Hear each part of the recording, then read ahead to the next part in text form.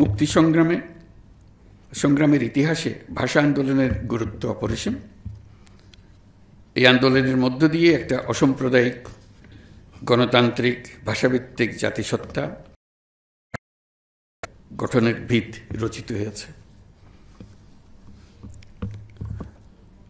রাষ্ট্রভাষা বাংলা এই আন্দোলন বাঙালির মাতৃভাষা বাংলার মর্যাদা রক্ষার জন্য সূচিত হলেও এর মূল চেতনাটি ছিল স্বাধিকার প্রতিষ্ঠা করা। তা ছিল বাংলার রাজনৈতিক, অর্থনৈতিক ও সাংস্কৃতিক মুক্তির আন্দোলন। তাই বাঙালির কাছে ২১ মানে মাথা নত না করার দৃঢ় প্রত্যয়।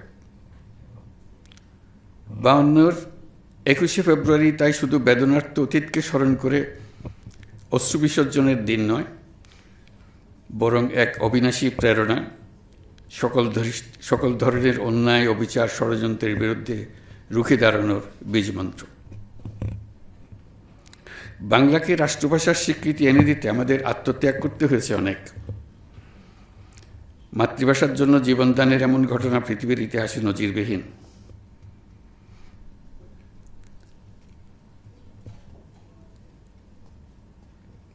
আমরা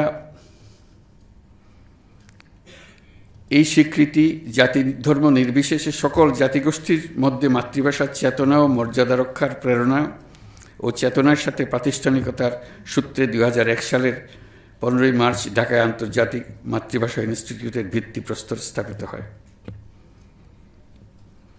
বিশ্বের সকল মাতৃভাষার সংরক্ষণ, উন্নয়ন, গবেষণার ইতিবৃত্তকে লক্ষ্য করে আন্তর্জাতিক মাতৃভাষা ইনস্টিটিউট তার যাত্রা শুরু করে। মাতৃভাষা যে কোনো নৃগোষ্ঠীর ইতিহাস, অর্থনীতি ও সংস্কৃতির বাহক। মাতৃভাষার সঙ্গে সকল মানুষের আত্মার সম্পর্ক। মাতৃভাষার পর মানুষ যত ভাষায় আত্মস্থ করুক, সেসব নতুন ভাষায় যতই পারদর্শিতা অর্জন করুক না কেন, মাতৃভাষাকে তার হৃদয়ের গভীরতা থেকে সরাতে পারে না। পৃথিবীর প্রায় সকল দেশে নানা ভাষার কিংবা হাতে গোনা কয়েকটি দেশের কিছু মানুষ নাগরিকত্ব গ্রহণ করে কয়েক ধরে বসবাস করে। নতুন দেশের ভাষা তাদের দৈনন্দিন জীবনে ২৪ ঘন্টার ভাষায় পরিণত হয়ে যায়। তবু সেই ভাষা মাতৃভাষায় পরিণত হয় না। তারা নিজেদের মধ্যে একত্র হলেই উৎসাহ সহকারে নিজেদের মূল ভাষায় ফিরে যায়। তাদের মূল ভাষা সৃষ্টি করে নিজেদের। যেসব শহরে তাদের মাতৃভাষাভাষীর সংখ্যা বেশি, তাদের মেয়র, সিটি কাউন্সিলের সংখ্যাগরিষ্ঠতার জোরে অনায়াসে নির্বাচিত হয় তারা। তাদের শহরে তাদের নিজেদের মাতৃভাষা নির্দ্বিধায় প্রতিষ্ঠিত করে ফেলে।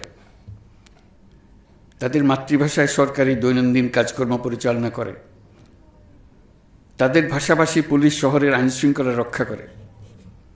অথচ শহরের গণ্ডি ছাড়ালেই তারা আবার তাদের নতুন ভাষায় সাবলীলভাবে ফিরে যায়। শহরের নতুন নাগরিকদের নিয়ে পুরনো নাগরিকদের মনে কোনো ক্ষোভের সৃষ্টি হয় না। এক ভাষা শিখলেই ভাষায় দুর্বল হয়ে পড়বে, এই ধারণার কোনো ভিত্তি নেই। পৃথিবীর বহু দেশে একই নাগরিক সাবলীলভাবে কয়েকটি ভাষায় কথা বলবে, এটা খুবই স্বাভাবিক বলে ধরে নেওয়া হয়।